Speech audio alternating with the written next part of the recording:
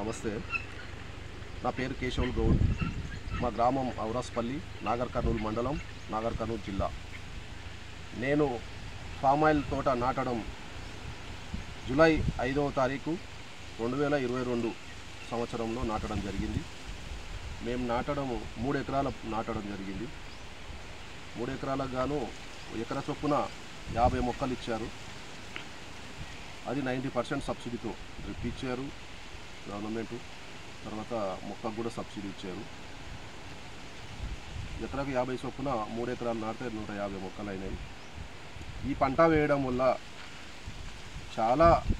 రైతుకు చాలా అంటే పని తక్కువ అవుతుంది. ముందుగా పని వేరే పంటలతో పోల్చుకుంటే, ఉదాహరణకు మక్కలు వేసామనుకోండి, మక్కలకు వేసిన రోజు నుంచి రెగ్యులర్గా వాటర్ ఇవ్వాలి. మరియు ఆ పందల బెడద మిగతా అమ్ముకోవడానికి పోతే కూడా మార్కెట్లో ఒక 4-5 రోజులు ఆరబెట్టుకొని అమ్మి గవర్నమెంట్కు కొంటదా కొనదా, మద్దతు ధర వస్తుందా రాదా అనేది ఒక భయం ఉంటుంది.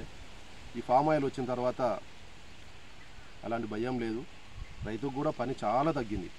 లేబర్ సమస్య లేదు. లేబర్తో 10 మంది వేరే పొలాలు వేరే పంటలకు 10 మంది అవసరం ఉంటే దీనికి ఒక్కరు చాలు. మధ్యలో సాళ్ళ మధ్యలో రూటర్ కొట్టుకోవచ్చు. బ్రష్ కటర్ తీసుకొని చెట్ల చుట్టూ కొట్టుకుంటే ఒక మనిషి రోజుకు ఒక అర్ధ ఎకరం కొట్టినా ఒక వారం రోజుల్లో 3 ఎకరాలు కొట్టుకోవచ్చు. ఈ పంటకు లేబరు ఖర్చులు తగ్గినాయి. తర్వాత కల్టివేటింగ్ కూడా తగ్గుతుంది. ఇంకొక విషయం ఏంటంటే, ఈ పంటను అమ్ముకోవడం ఈజీ. ఈ ఫ్రీ నీకు వాళ్ళు పంట అగ్రిమెంట్ చేసుకున్నారు కాబట్టి కంపల్సరీ మనకి వెళ్ళిన పంట వాళ్ళు కొంటారు. ఇంకోటి అమ్మిన వెంబడే డబ్బులు వారం రోజుల్లోపు డబ్బులు వస్తున్నాయి. అది చాలా ఆనందించదగిన విషయము.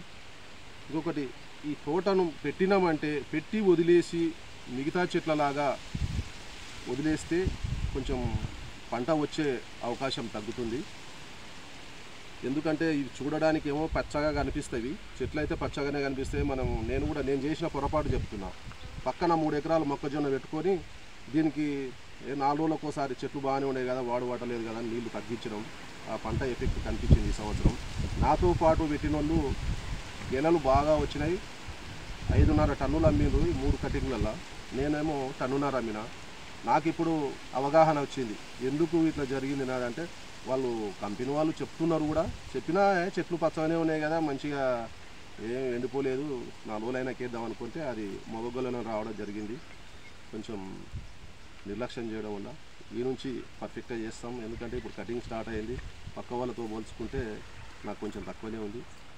ఏది ఏమైనా ఫామ్ ఆయిల్ తోట చాలా రైతుకు పని తక్కువ ఉంటుంది. ఒక్కసారి నాటుకుంటే 30 సంవత్సరాలు, అంటే 30 సంవత్సరాల క్రాప్ వస్తుంది. ఇంకా మళ్ళీ నాటేది ఉండదు.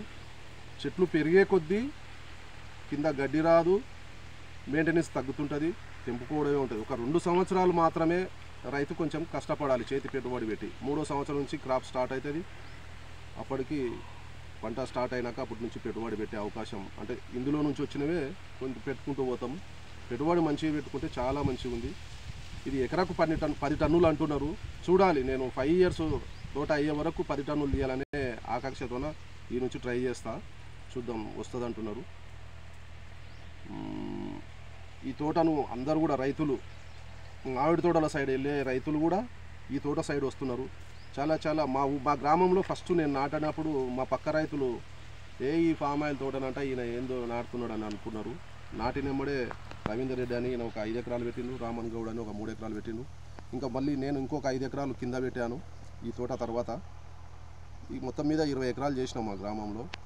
ఒక రైతు ఉంటే బాగుండదని, అందరికీ ఉంటే ఫీల్డ్కి వచ్చిన ఆఫీసర్స్ వస్తారు. ఒక 2-3 ఎకరాలు ఉంటే రారు.